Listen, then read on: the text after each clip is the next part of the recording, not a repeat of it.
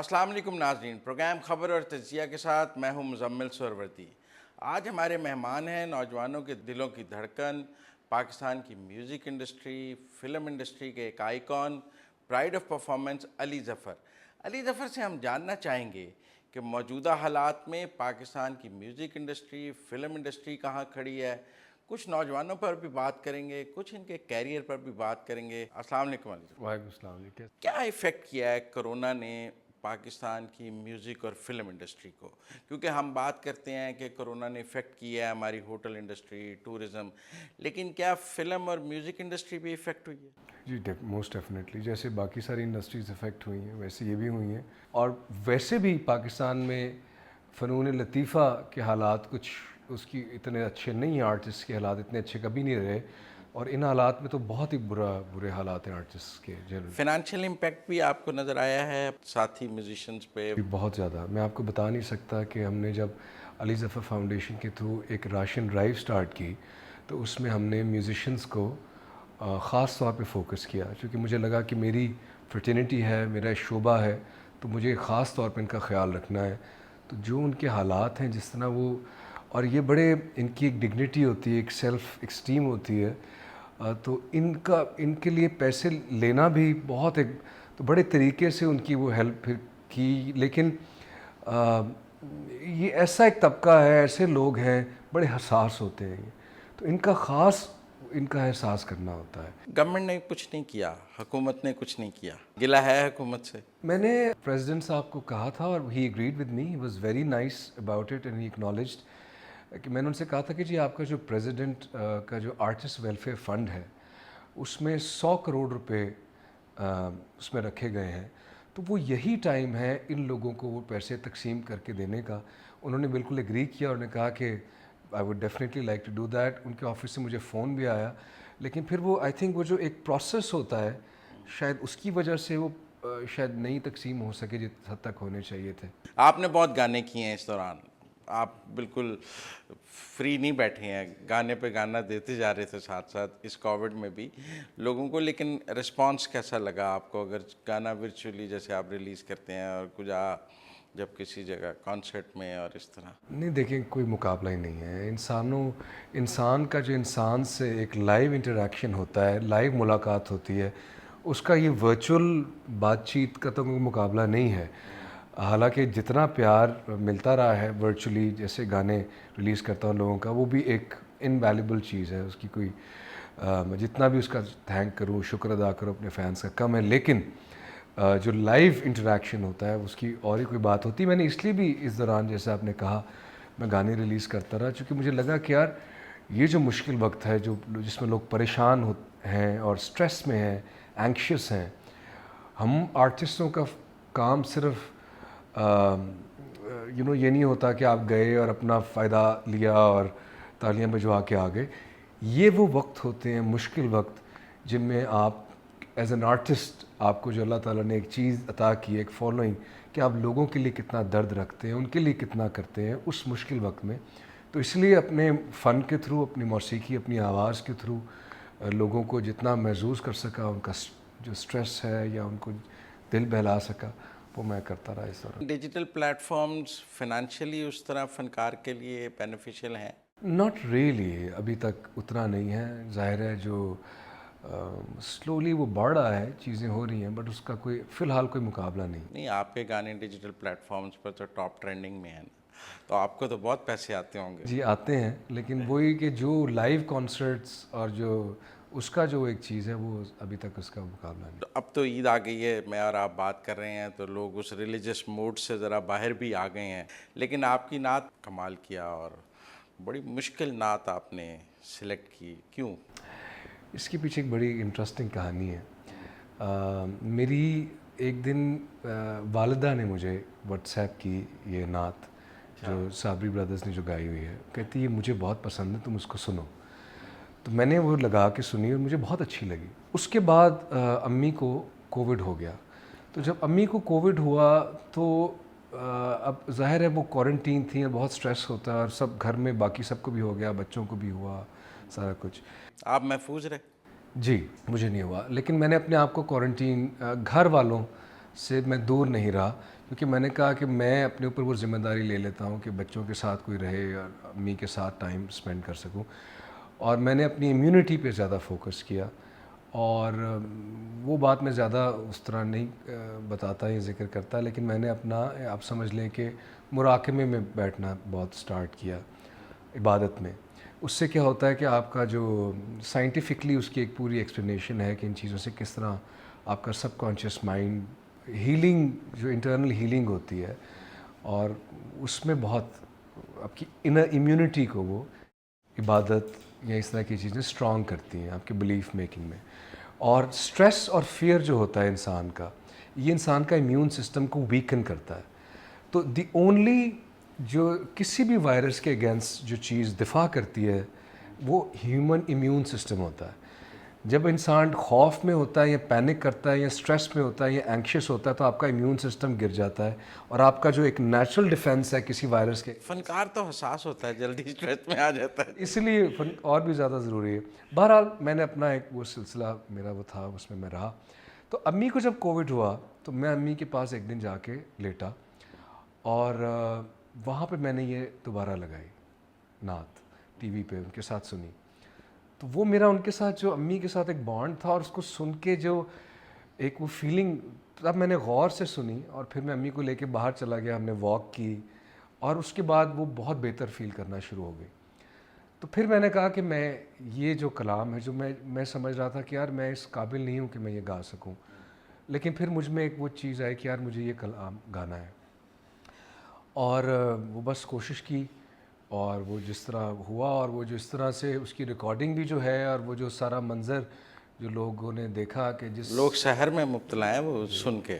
وہ بس وہ اس میں میرا کوئی کمال نہیں، وہ میں نے نہیں گایا. وہ ایک آدھ شعر ہمیں سنائے نا، لوگ ہر وقت آپ سے وہ سننا چاہتے ہیں. اس کی جو ایک سر لا مکاں سے طلب ہوئی سوئے منتہا وہ چلے نبی صلی اللہ علیہ وسلم. سر لا مکاں سے طلب ہوئی، سر لا مکاں سے طلب ہوئی، سوئے منتہا وہ چلے نبی، سر لا مکاں سے طلب ہوئی. تو وہ اتنی پاورفل چیز ہے کہ اس کو گانے کے لیے ایک اپنے اوپر ایک وجد طاری کرنا پڑتا ہے، اور اس میں جانا پڑتا ہے. پھر وہ اس کا وہ سحر. آپ نے اس کی لوکیشن بھی پڑھی. اس لوکیشن کی ایک انٹرسٹنگ بات یہ ہے کہ اس جہاں پر میں کھڑا ہوں اس کے پیچھے وہ واحد شاید دنیا کے بہت ریئر، شاید ہی کوئی ایسا وینٹیج پوائنٹ ہو جہاں پہ پیچھے مسجد ہے، بادشاہی مسجد، سکھوں کا گردوارہ بھی ہے، مینار پاکستان بھی نظر آ رہا ہے، اور غالباً رجیت سنگھ کا محاورہ کہتے ہیں، ماڑا کہتے ہیں اسے جو بھی. تو بڑی ایک انٹرسٹنگ وہ ساری چیز ہے، اور میرے خیال میں ریلیجس ہارمنی کی جگہ. ایک اس کی نشاندہی ہے ایک ریلیجس ہارمنی کی، اور ایک اسپریچویلٹی ہے اس اسپیس میں جو مجھے ہمیشہ محسوس ہوتی تھی جب بھی میں وہاں جاتا تھا. اور وہ ایک ایسا اسپاٹ ہے لاہور فورٹ میں جو مجھے لگتا ہے کم لوگوں کو پتہ ہے. جب میں جا کے وہاں کھڑا ہوتا تھا یا میں دیکھتا تھا اس سارے منظر کو، تو میں کہتا تھا کہ ایک ایسا منظر ہے کہ دنیا کے لوگ اس پہ رشک کرنا چاہیے، اور یہ ہمارے پاس ہے صرف. اور ایسے پاکستان میں بہت سے چیزیں ہیں، جگہیں ہیں، مناظر ہیں جو انڈر یوٹیلائز ہیں. تو میں چاہتا تھا کہ یہ میں ایکسپوز کروں دنیا کے سامنے. اور ایک اور مزے کی بات آپ کو اس میں بتاؤں کہ ریکارڈنگ سے بالکل کچھ دیر پہلے جب ہم نے سارا سیٹ اپ لگا لیا تھا، آندھی آئی، طوفان آیا اور بارش ہو گئی، اور سارا سیٹ اپ جو ہے وہ کلیئر کرنا پڑا. اور ظاہر کرو پریشان ہوا کہ ہماری ریکارڈنگ پتہ نہیں ہو سکے گی. میں نے کہا بالکل آپ لوگ اطمینان رکھیں. ایک فیلنگ ایک ایسی آئی مجھے کہ بالکل یہ جو آج کلام پڑھنے جا رہا ہوں میں جس ہستی کے لیے، یہ ایسا نہیں ہو سکتا کہ آج نہ پڑھا جائے. تو وہاں پہ آپ سمجھیں کہ بارش آئی، بادل آئی، اور سب کچھ اس نے دھو دیا، ایسے جیسے بارش نے آسمان صاف کر دیا. اور وہ بادلوں سے وہ جو ایمبیانس تھا، ایک ایسا سما بن گیا کہ وہ ایک جادو تھا اس میں، ایک سحر اس وقت موجود تھا، اور جیسے رحمتیں برس رہی ہوں. تو وہ ایک یہ وہ چیزیں ہوتی ہیں جو آئی تھنک ہمارے لیے نشانیاں ہوتی ہیں، اور جو مجھے پھر اس وقت گانے کا، اس کو پرفارم کرنے کا جو سب کو ایک مزہ آیا، وہ وہ لوگوں کے لیے تمام وقت کے لیے وہ عکس بند ہو گیا، اس کی مجھے بڑی خوشی۔ نعت کے حوالے سے بھی جب تک لوگوں کے دل کو نہ لگے اس کی پذیرائی نہیں آتی ہے۔ عام گانے کی پذیرائی اور نعت کی پذیرائی میں بہت فرق ہے۔ جی بالکل، اور یہ قوالی جو ہے نعتیہ قوالی، اب اس کا میں انٹرسٹنگ چیز یہ ہے کہ جو قوالی کی فارم تھی ہمارے یہاں پہ جو آئی تھی، اس کا اصل جو انٹینشن ہوتی ہے وہ یہی ہوتی ہے کہ وہ آپ کو ایک سحر میں لے جائے، ایک ٹرانس میں لے جائے۔ اور برِ صغیر میں بہت سے ہمارے صوفیہ کرام اور جو قوالی کے تھرو لوگوں کو مسلمان ہو جاتے تھے لوگ قوالی کے سحر میں آ کے، تو اس کا مقصد ہی ہوتا ہے قوالی کا کہ وہ ایک اس کے اندر ایک ایسا اثر آ جاتا ہے کہ سننے والا ایک ٹرانس میں چلا جاتا ہے، اور اس کو اس ہستی اور اس ذات کی اصل سمجھ وہ محسوس کرتا ہے اس ساری چیز کو۔ تو اگر گانے والا اس میں نہ جائے اس اثر میں، تو پھر اس کا وہ چیز ٹرانسفر مشکل سے ہوتی ہے۔ پاکستان کی میوزک انڈسٹری پہ بات کرنا چاہیں گے، آپ کو نہیں لگتا کہ بہت انحطاط کا شکار ہے؟ نئے لوگ بھی کم آ رہے ہیں اور کام بھی کم ہے، تو ہماری انڈسٹری مقابلے میں پیچھے رہ رہی ہے؟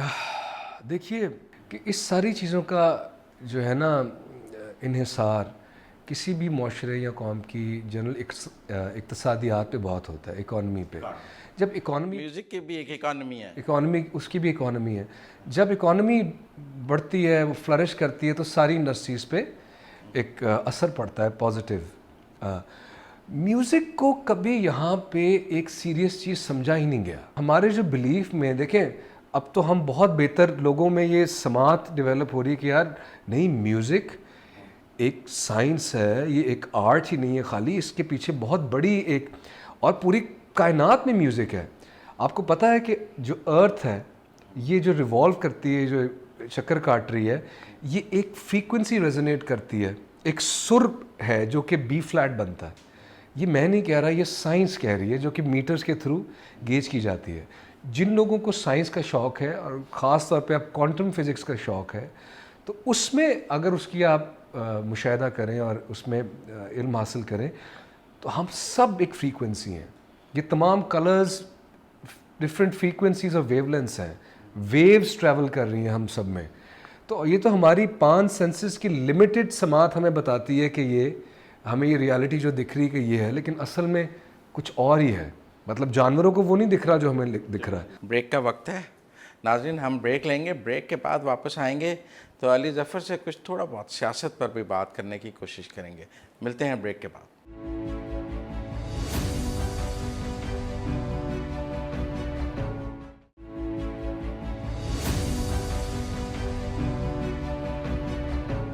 بریک کے بعد خوش آمدید ناظرین۔ ویسے لائٹر موڈ میں عید کیسی گزری؟ سوشل ڈسٹینسنگ میں گزری؟ فیملی کے ساتھ اب کیا سوشل ڈسٹینسنگ کرنی ہے؟ ایک تو ہم ویکسینیٹڈ اب ہو گئے ہیں، اور جن کو کووڈ ہوا تو ان کی اینٹی باڈیز ویسے بہت بن گئی ہیں، تو آپس میں ہم بہت زیادہ اس طرح نہیں ملے کہ، لیکن ایس او پیز کے ساتھ۔ ہمارے یہاں نا جب تک ہم چونکہ سیاست پر بات نہ کی جائے تو وہ کہتے ہیں کوئی محفل، کوئی گفتگو مکمل نہیں ہوتی ہے۔ دیکھتے ہیں چاری طرف جو سیاست، ماحول، خبریں سنتے ہیں، اس کے بغیر انسان مطلب نہ بھی دیکھنا چاہے تو اس کے سامنے کہیں نہ کہیں سے کچھ نہ کچھ آ ہی جاتا ہے۔ امید ہے؟ امید، دیکھیں امید انسان کو کبھی نہیں چھوڑنی چاہیے۔ Hope is a good thing. البتہ مطلب I have always been a romantic idealist, لیکن اب میں تھوڑا realist from romanticist to realist کا سفر ایک تھوڑا رہا ہے۔ میں سمجھتا ہوں کہ چیزیں بہتر ہوں گی اور ہو سکتی ہیں۔ ہو سکتی ہیں اور ہوں گی میں بڑا فرق ہے۔ اگر میں خبر اور تجزیے کے ساتھ مجھے لگتا ہے اب اگلا یہ سب ڈپینڈ کرتا ہے، جو یہ پیریڈ ہوگا سپٹمبر اکتوبر سے لے کے نیکسٹ ایئر مارچ اپریل تک، مجھے یہ ڈیفائننگ پیریڈ لگتا ہے، تو اس میں پتہ چل جائے گا کہ چیزیں اب ٹھیک ہوں گی یا۔ یہ آپ کا تجزیہ ہے یا انفارمیشن ہے؟ میرا یہ ذاتی تجزیہ ہے، غلط بھی ہو تجزیہ سکتا ہے۔ بہت سارے سیاسی تجزیہ نگاروں سے کے مطابق ہے آپ کا تجزیہ، کیونکہ وہ بھی اس پیریڈ کو بڑا کروشل قرار دے رہے ہیں۔ مجھے جو بھی اپنے چینل پہ سیاسی تجزیہ نگار بنا کے بٹھا سکتے ہیں۔ سیاسی ہماری یوتھ بھی کچھ بیدار ہوتی جا رہی ہے سیاست سے اور اس پولرائزیشن سے، آپ کو لگتا ہے؟ آپ تو ٹویٹر پہ بہت ایکٹیو ہیں, آپ تو ٹویٹر کی لڑائیاں تو آپ بہت دیکھتے ہیں. بس یوتھ کو میں یہ کہوں گا کہ آپ جو بھی چیز کو فالو کریں, جو بھی اپنا بلیف بنائیں, کیونکہ کیا ہوتا ہے کہ ہم سب اپنے اپنے بلیفس پہ چلتے ہیں. میرا یہ بلیف ہے کہ یہ ہوگا, میرا یہ بلیف ہے کہ یہ آدمی ٹھیک ہے, یہ غلط ہے, میرا یہ سو جو بھی جس چیز پہ بھی ہم اپنا بلیف رکھتے ہیں اس کے پیچھے فیکٹس ہونے چاہیے, ڈیٹا ہونا چاہیے, and you should be open. اپنے دماغ کو کھلا رکھیں. جذباتیات جو ہوتی ہے نا, جو انسان کے ایموشنز ہوتے ہیں, وہ کئی دفعہ اسے بلائنڈ کر دیتے ہیں. So just keep your mind open, اور ڈیٹا اور فیکٹس کو لے کے پڑھا کرے زیادہ سے زیادہ. ہماری نسل پڑھتی تو ہے نہیں. وہ ابھی مجھے صرف یہ محسوس ہو رہا ہے کہ شارٹ کٹس پہ بلیو کرنا شروع ہو گئی ہے, کہ ہم جلدی جلدی سے یہ مل جائے, جلدی سے یہ ہو جائے. یہی چیز میں نے اپنی انڈسٹری میں بھی دیکھ رہا ہوں کہ جو نیو کمرز کے آ رہے ہیں, وہ جو کام میں ایک سنسیریٹی کے ساتھ آپ ان کی انویسٹمنٹ ہوتی ہے اپنے کرافٹ میں, اس کی بجائے اب دھیان زیادہ سوشل میڈیا پہ, فالوئنگ پہ, فالوورز کتنے ہیں. تو یہ تو ایک بائی پروڈکٹ ہونا چاہیے. آپ جب کام اچھا کریں گے, اس کے ساتھ سنسیئر ہوں گے, تو فالوورز خود ہی بن جائیں گے آپ کے. ہمارے یہاں فالوورز پہلے چاہتے ہیں, کام بعد میں. وہی شارٹ کٹس کہ فیم پہلے مل جائے, کام جیسا بھی ہو. سو میڈیوکریٹی, اگر آپ میڈیوکر رہنا چاہتے ہیں, میڈیوکریٹی کبھی سسٹین نہیں کرتی لمبے عرصے تک. آئی فیل کہ اگر تھوڑا سا اگر پچھلے 15-20 سال آلموسٹ اب ہو ہی گئے ہیں, لوگ ابھی بھی پذیرائی دے رہے ہیں, تو اس وجہ سے کہ میں اپنے کام کو بہت دیانتداری اور ایمانداری, سنسیریٹی سے کرنے کی کوشش کرتا رہتا ہوں ابھی بھی. پر آپ پر تو بڑے سخت حملے بھی ہوئے ہیں. لوگوں نے چاہا ہے کہ علی ظفر کا تو نام ہی ختم ہو جائے. علامہ کا ایک شعر ہے نا, کہ آپ ہی پڑھ کے سنا دیجیے, تندیے مخالف سے نہ, تندیے باد مخالف سے نہ گھبرایا, یہ تو چلتی ہے تجھے اونچا اڑانے کے لیے. تو میں اس چیز کو دیکھتا ہوں کہ جو آپ کی زندگی میں ایڈورسٹیز آتی ہیں, جو مخالف فورسز آتی ہیں, یہ 2 فورسز ہمیشہ ایگزسٹ کرتی ہیں. یہ کائنات کا اصول ہے. اور جو فورس آگے سے آتی ہے, اگر آپ اس کو اپنے لیے ایز اے لرننگ ایکسپیرینس لے لیں کہ یار اس میں میرے لیے لرننگ کتنی زیادہ ہے, تو ایونچولی, کیونکہ شروع میں آپ تھوڑا ایموشنلی سوچ رہے ہوتے ہو, لیکن اگر آپ اپنے آپ کو ڈسکنیکٹ کر دیں اپنے ایموشنس کو, اور اسے صرف دیکھیں کہ تجزیہ کریں ایز این آؤٹ سائڈر, تو آپ کو بڑی اس میں سے سیکھنے کی چیزیں ملتی ہیں. اگر سرنڈر کرتے تو وہ آسان راستہ نہیں تھا, لڑنے والا راستہ تو بڑا مشکل راستہ تھا. آپ تاریخ میں دیکھیں کہ جو بھی لوگ حق سچ کے لیے لڑے ہیں, وہ راستہ مشکل ہی ہوتا ہے, لیکن ایونچولی جیت انہیں کی ہوتی ہے, کیونکہ سچ برحق ہوتا ہے. ایونچولی تو پرائڈ آف پرفارمنس بھی ملا ہے, لیکن اس راستے میں نقصان بھی تو بہت ہوا. چھوڑیں آپ, اور کوئی بات کریں. نقصان ہو جاتے ہیں, چیزیں ہو جاتی ہیں, لیکن میں اس طرح دیکھتا ہوں کہ میں اللہ تعالیٰ کا جتنا شکر ادا کروں وہ کم ہے, کہ اس سب تمام چیزوں کے باوجود جس طرح فینز, جس طرح لوگوں نے, عوام نے جو عزت دی اور دیتے جا رہے ہیں, اور وہ بڑھتی جا رہی ہے, اس میں میرا کوئی کمال نہیں ہے. مجھے لگتا ہے کہ یہ چیزیں کسی اور ہی لیول پہ آپریٹ ہو رہی ہوتی ہیں. انسان کے بس میں صرف یہ ہوتا ہے کہ وہ یقین رکھے, فیتھ رکھے, اس کا ایمان نہیں ڈگمگانا چاہیے. میں اپنے آپ کو صرف یہ کریڈٹ دوں گا ایک چیز کا, کہ میرا کسی لیول پہ ایمان نہیں ڈگمگایا, اور میں نے گریٹیٹیوڈ کبھی نہیں چھوڑا. میں مایوس نہیں ہوا, میں نے ہمیشہ شکر ہی ادا کیا ہے کہ یہ تجھے پتہ ہے کہ میرے ساتھ یہ جو بھی ہو رہا ہے, اس کے پیچھے بھی کوئی تیری حکمت ہوگی, شاید جو مجھے وقت پہ جا کے پتہ چلے. کہتے ہیں نا, اپنے ہی گراتے ہیں نشیمن پہ بجلیاں.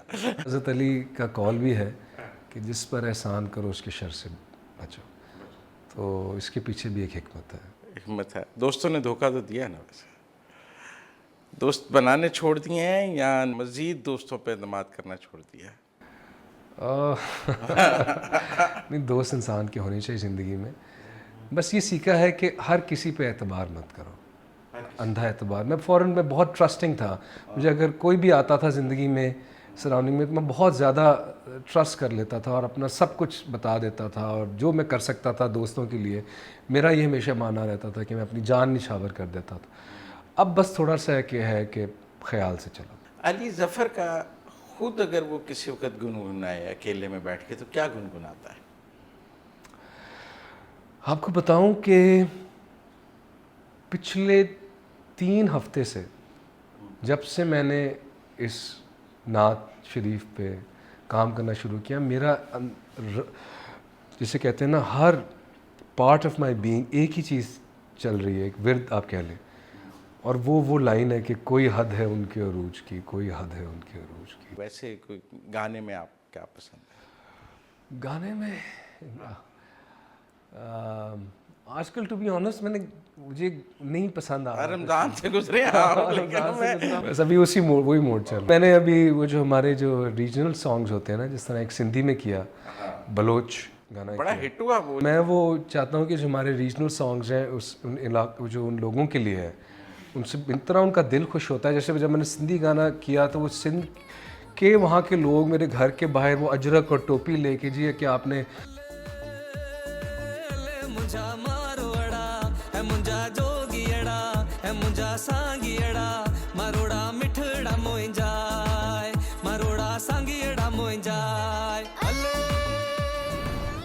تو مجھے بڑا اچھا لگتا ہے کہ جب لوگوں کو میں خوش کر پاتا ہوں. ریجنل کلچر میں بہت لائف ہے, بہت ایموشن ہے لوگوں کا. میں اب چاہتا ہوں کہ میں میوزک صرف for the sake of music نہ کروں, اس میں کوئی پرپز ہونا چاہیے. اگر میں کوئی چیز گا بھی رہا ہوں تو اس میں میرا مقصد فیم یا شہرت یا پیسہ ڈھونڈنا نہ ہو. اس میں میرا مقصد صرف یہ ہو کہ کوئی ایسی بات ہو جائے, کوئی ایسی لائن میں گا دوں کہ کسی کے دل میں اتر کے اس کو سکون دے, خوشی دے. جو رسپانس چھنوں کو ملا وہ کسی کو نہیں ملا. چھنوں خوشی لوگوں کو دیتی رہے, وہ بھی اچھا ہے. لوگوں کو خوش ہونا چاہیے, بس انسان کو ہمیں خوش رہنا چاہیے. دنیا 4 دن کی ہے, کیا پتہ کل میں یہاں ہوں نہ ہوں, آپ ہو نہ ہو. جتنی دیر ہم ہیں لوگوں کو خوشیاں دیتے جائیں, خوشیاں بکھیرتے جائیں. کچھ ہمارے ناظرین کے لیے تھوڑا گنگنائیں. اسی تھاٹ سے میں یہ کہنا چاہوں گا کہ جگنوں سے بھر لے آنچل بیت جائے, کہیں نہ یہ پل کل جو ہوگا دیکھ لیں گے کل, او کل جو ہوگا دیکھ لیں گے کل. تو مومنٹ میں رہنا سیکھیں, ہر ایک مومنٹ کو انجوائے کرنا سیکھیں, خوش رہنا سیکھیں. ڈپریشن بھی تو آتا ہے نا, پارٹ آف لائف ہے ایموشنز. علی ظفر ڈپریشن میں کیا کرتا ہے؟ لڑتا ہے اور عبادت کرتا ہوں اور شکرانہ ادا کرتا ہوں. اریٹیٹ ہو جاتے ہیں, لڑتے ہیں. دیکھیے میں اپنے آپ کو, مجھے لگتا ہے کہ ہم اور آپ, نہ صرف میں, ہم لوگ روزانہ بدل رہے ہیں. کیا ہمیں پتہ ہے کہ آن اے فزیکل لیول ہماری باڈی کے جو اسمالسٹ پارٹیکل ہیں وہ 60 دن سے 90 دن کے اندر کمپلیٹلی چینج ہو کے نئے آ جاتے ہیں. سو ڈگری کون سی ہے آپ کے پاس؟ ہاں ڈگری تو NCA کی ہے. مجھے شوق, مجھے پڑھنے کا شوق ہے. مجھے انسانی نفسیات اور انسان کا جو ایک پورا وہ ہے اس کے بارے میں پڑھنے کا شوق ہے. تو اسی طرح ہماری تھاٹس روزانہ چینج ہو رہی ہے. آپ وہ انسان نہیں ہوں گے جو آپ 1 مہینہ پہلے تھے یا ایون 2 دن پہلے تھے. ہماری سوچیں بھی چینج ہوتی رہتی ہیں. تو علی ظفر اب سے سال پہلے کا, 3 مہینے پہلے کا, 10 سال پہلے کا اور ابھی کا, مجھے لگتا ہے ڈفرینٹ, ایک فرق آتا جاتا ہے. ابھی اس وقت جو میں زندگی کے جس فیز میں ہوں, مجھے نہیں پتا کہ ڈپریشن کیا ہوتا ہے. اچھا نہیں, مجھے صرف پھول ہی پھول نظر آتے ہیں اپنے ارد گرد, خوشیاں ہی خوشیاں, اچھی چیزیں, رب کی نعمتیں نظر آتی ہیں. مشکلیں اتنی پڑی کہ آسان ہو گئیں. اب کوئی چیز, اب کوئی مشکل نہیں لگتی, رحمتیں ہی نظر آتی ہیں. میں صرف, آپ یہ سوچیں کہ میں سوچتا ہوں کہ ہم چھوٹی چھوٹی چیزوں پہ پریشان ہو جاتے ہیں. میں لوگوں کو کہوں گا اگر آپ پریشان ہوتے ہیں ڈپریشن میں, صرف باہر جائیں اور ایک درخت کا ایک پتا توڑیں, بلکہ اس کو توڑے بھی نہ, توڑنا بھی اچھی بات نہیں. اس درخت کی ایک شاخ اور ایک پتے کو دیکھنا شروع کریں اور اسی میں آپ کو اتنے معجزات مل جائیں گے کہ آپ کا آدھا گھنٹہ تو اسی میں گزر جائے گا کہ یہ پتا بنا کیسے, اس میں کیسے پانی آ رہا ہے, یہ کیسے کھلتا ہے. پھول کو دیکھیں کیسے کھلتا ہے, اور اتنے, تو آپ کی تھاٹ پروسیس ہی چینج ہو جائے گا. پھر آپ کہیں گے میں کس, ایک اور وہ ہے نا کہ دنیا میں کتنا غم ہے, میرا غم کتنا کم ہے. اور پھر آپ جب لوگوں میں دیکھیں گے کہ کس بڑی مصیبتوں سے لوگ گزرتے ہیں, تو آپ کو اپنا غم کچھ نہیں لگے گا. نہیں, علی ظفر کا غم بھی کم غم نہیں تھا, اس نے گزار لیا ہے وہ سارا غم, تو اب اس کو کم لگتا ہوگا. مجھے نہیں پتا آپ کیا بات کر رہے ہیں. ادھر گیا نا It does not exist for me. It doesn't exist It for doesn't exist for me. میں نے ڈپریشن کی بات اس لیے بھی کی کہ وہ یوتھ آپٹمسٹک نہیں ہے لگتی ہے, ملک کے حوالے سے آپٹمسٹک نہیں ہے, لوگ حالات کے حوالے سے اتنے پر امید نہیں ہیں, ان کے لیے آپ کیا کہیں گے؟ دیکھیں یوتھ کو میں وہی کہہ سکتا ہوں, بلکہ میں کہوں کیا, میں کون ہوتا ہوں کسی کو کچھ کہنے والا یا بتانے سمجھانے والا. میں صرف ان سے اپنا ایکسپیرینس اور اپنی لرننگ شیئر کر سکتا ہوں.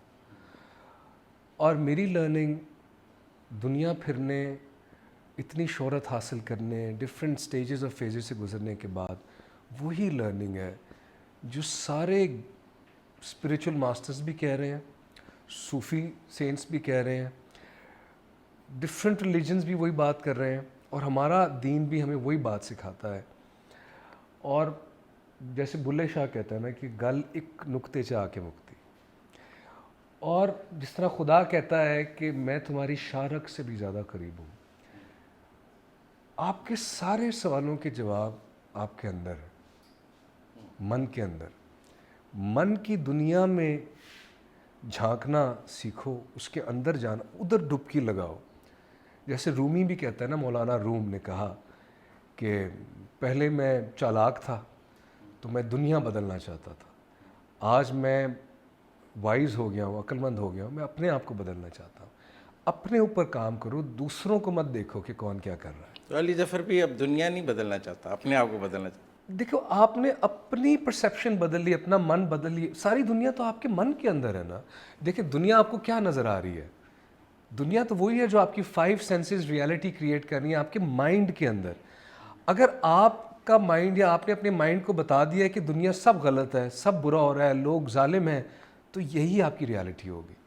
اگر آپ نے اپنے اندر ایک بلیف بنا لیا کہ دنیا کتنی حسین ہے, کتنی خوبصورت ہے, اور دنیا میں اور لوگوں میں اچھائیاں دیکھنی شروع کر دو. دیکھیں ہم لوگوں میں برائیاں ڈھونڈ رہے ہوتے ہیں, ہم اچھائیاں کیوں نہیں ڈھونڈ سکتے ایک دوسرے کے اندر؟ تو آپ کی دنیا بدل جائے گی.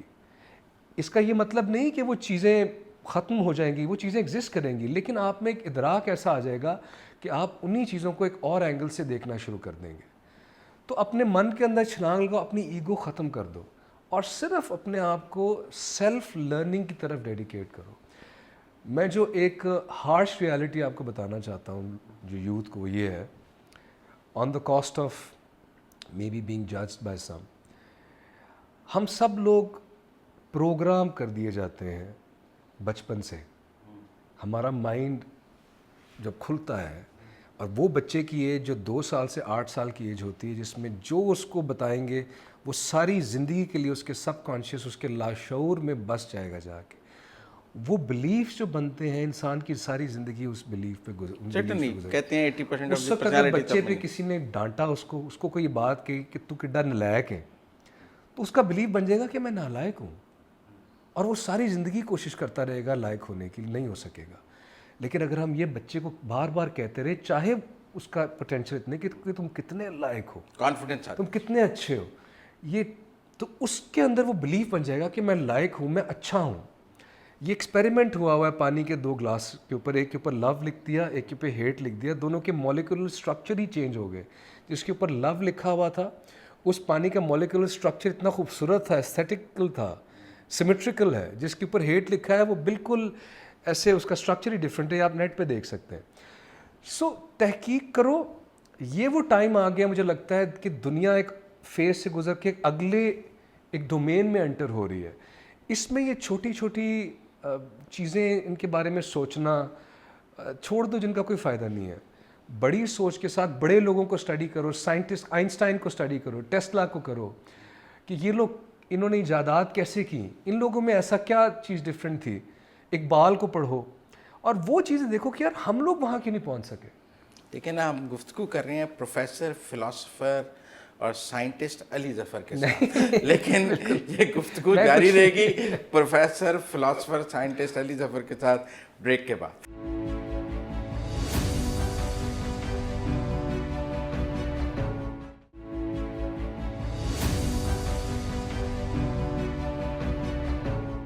بریک کے بعد خوش آمدید ناظرین. خریداری کرتے ہیں؟ کافی عرصہ ہو گیا ہے نہیں کی.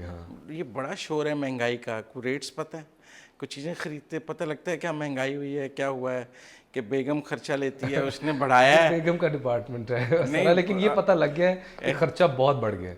یہ پتہ لگا ہے انہوں نے پیسے زیادہ مانگنے شروع کیے ہیں. وہ ہاں مانگتے کہ مطلب وہ چلے ہی جاتے ہیں اینٹی, مجھے پتہ چلتا ہے کہ یہ تو خرچہ ہو گیا ہے. خرچہ ہو گیا, مہنگائی ہے. جو آپ کے گرد امپلائیز ہیں, میوزیشنز ہیں, وہ کوئی مہنگائی کی بات کرتے ہیں؟ بالکل ظاہر ہے, ان کی سیلریز ہم اتنا اس کو ریز کرتے رہتے ہیں اور ان کو فیسیلیٹیٹ کرتے رہتے ہیں کہ کسی بھی کوئی مشکل وقت اگر اس طرح ہے, لیکن اس وقت آئی بلیو کہ سب ہمارے ہاں ایک تاثر ہے امیر لوگوں تک مہنگائی کی گونج پہنچتی نہیں ہے. میں نے کہا پوچھوں علی ظفر تک پہنچتی ہے کہ انہیں تک نہیں. میں جو ہوں نا, میں اپنے آپ کو ایک چیز پہ خوش قسمت کنسیڈر کرتا ہوں, وہ یہ کہ میں مغل پورے کے محلے سے بڑا ہوتا ہوا وہاں سے آ کے ایک چھوٹے سے محلے میں اور ایک چھوٹے سے گھر میں جہاں ملٹی جوائنٹ فیملی سسٹم تھا, وہاں سے کرتے کرتے میں نے ایک اپنا پورا وہ چیز دیکھی ہوئی ہے, راستہ دیکھا ہوا ہے پھر یہاں تک. تو مجھے احساس ہے کہ جب آپ ایک خاص طرح سے رہ رہے ہوتے ہیں تو وہ مشکلات کیا ہوتی ہیں. مجھے ابھی تک یاد ہے بچپن میں امی ابو دونوں پروفیسر, امی لائبریرین تھے, ابو پروفیسر تھے, پھر امی پروفیسر بن گئی.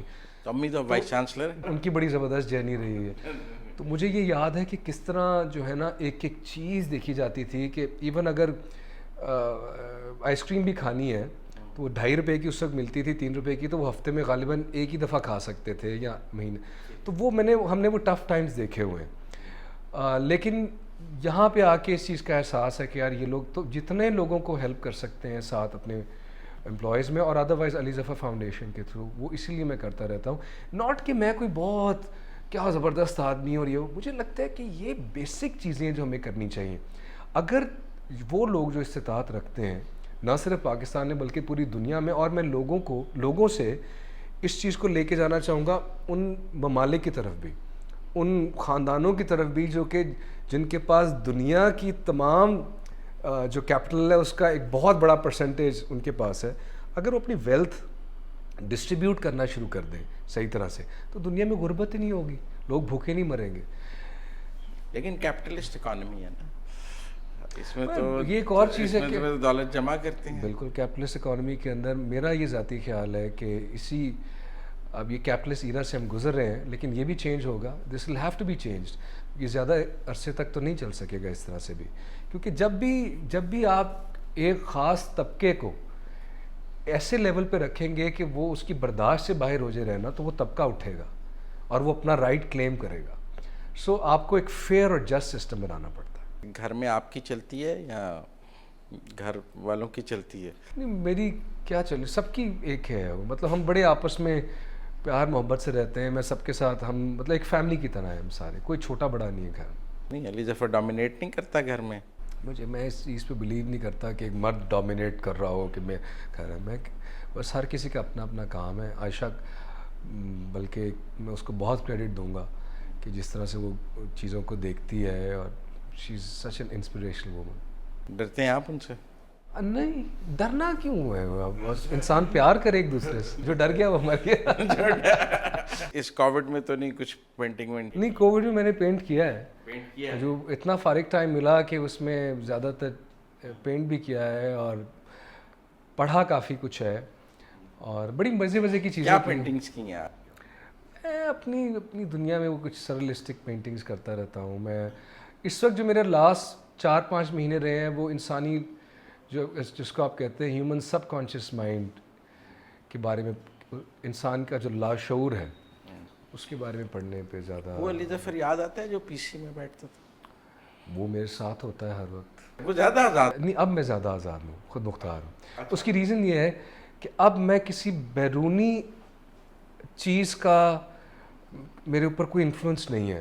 کسی انسان کی بنائے ہوئے تھاٹ پروسیسز اور سسٹمز کا میں تابع نہیں ہوں. میرے اپنے بلیفس ہیں, میرا اپنا تھاٹ پروسیس ہے, اور مجھے یہ لگتا ہے کہ ہماری جو سوچ ہے اس کو بند کر کے ایک غلامی کی سوچ جس میں فیئر اور سٹریس ہمیں کنٹرول کرنے کے لیے ایک پورا سسٹم بنا ہوا ہے جو بچپن سے لے کے ایک انسان کو, تو جب اس سے آپ بیانڈ نکل جاتے ہیں, آپ سمجھ آتی ہے کہ وہ یہ ہوا, یہ ہمارے ساتھ ہوا ہے, تو دین یو آر فری.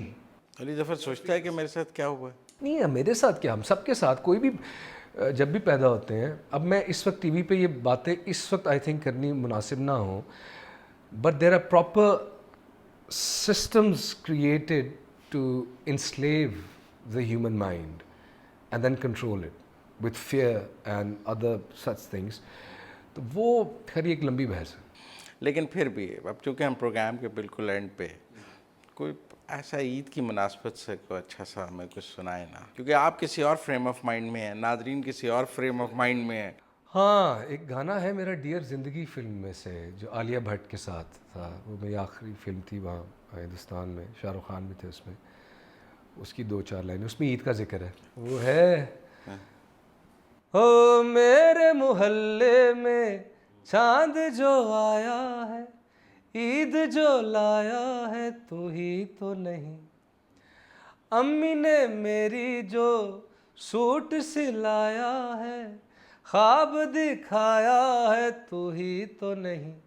हो आने से जिसकी आ जाती हैं सांसें वो कौन है, तू ही है. हो जाने से जिसके यहाँ जाती हैं जाने वो कौन है, तू ही है. भारत आपने बात की, कोविड की बड़ी बुरी सूरत हाल है वहाँ, कोई दोस्तों से रब्ता रहता है, बातचीत होती है? जी बिल्कुल, मैंने एक मैसेज भी रिकॉर्ड किया वहाँ के लोगों के लिए और पाकिस्तान के लोगों के लिए.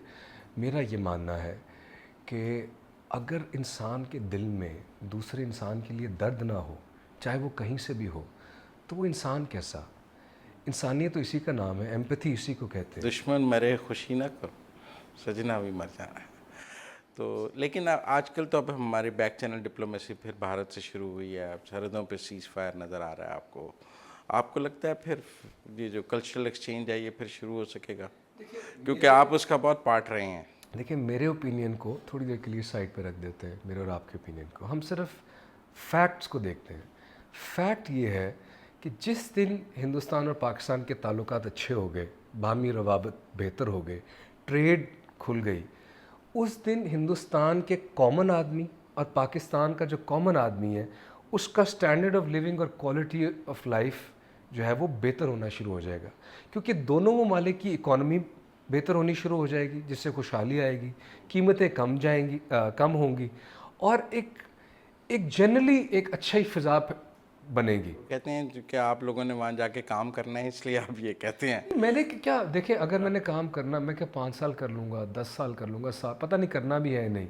लेकिन मैं अगर अपने बारे में सोचूंगा तो फिर वही बात है कि नहायत एक सेल्फिश इंसान हूँगा. हमें सोचना चाहिए, और यही हमारा मसला है कि हम सिर्फ अपना सोचते हैं.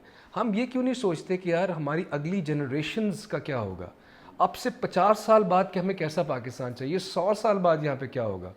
तो आप किसी भी न्यूट्रल दुनिया के सोशियोलॉजिस्ट, इकोनॉमिस्ट, जो भी आप कह लें, से पूछ लें कि यार आप बता दें कि इंडिया और पाकिस्तान के ताल्लुकात जब बेहतर होंगे तो क्या डेमोग्राफिक और लोगों की ज़िंदगी में क्या फ़र्क आएगा, और अगर ख़राब होंगे या होते जाएंगे तो क्या फ़र्क आएगा.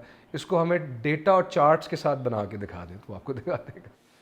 आपके ख्याल में इससे दोनों मुल्कों के आम आदमी का फ़ायदा होगा? बहुत ज़्यादा, नो ब्रेनर है ये तो. आप गए हैं बहुत इंडिया, आपको वहाँ क्या सेंटिमेंट मिला है? देखिए, जिस वक्त मैं वहाँ काम कर रहा था तो बहुत रिस्पेक्ट और इज़्ज़त और प्यार और इतना वहाँ पे काम किया. तो जो मेरा टाइम है तो वो तो बड़ा अच्छा. ज़ाहिर है, देखिए, हर जगह पे जो है डिफरेंट स्कूल ऑफ थॉट्स और अनासर तो होते हैं, शरपसंद अनासर भी होते हैं. अगर मैं ये कहूँ कि बिल्कुल ही नहीं तो वो गलत बात होगी, वो फैक्चुअल नहीं होगी. तो वो हर जगह पे होते हैं. लेकिन वही बात है कि हमें अच्छी चीज़ें देखनी चाहिए एक दूसरे की, तभी रिश्ते बेहतर होते हैं. अली ज़फ़र साहब, बहुत शुक्रिया हमारे साथ बात करने का. नाज़रीन, आपने अली ज़फ़र साहब की खूब गुफ्तगू सुनी.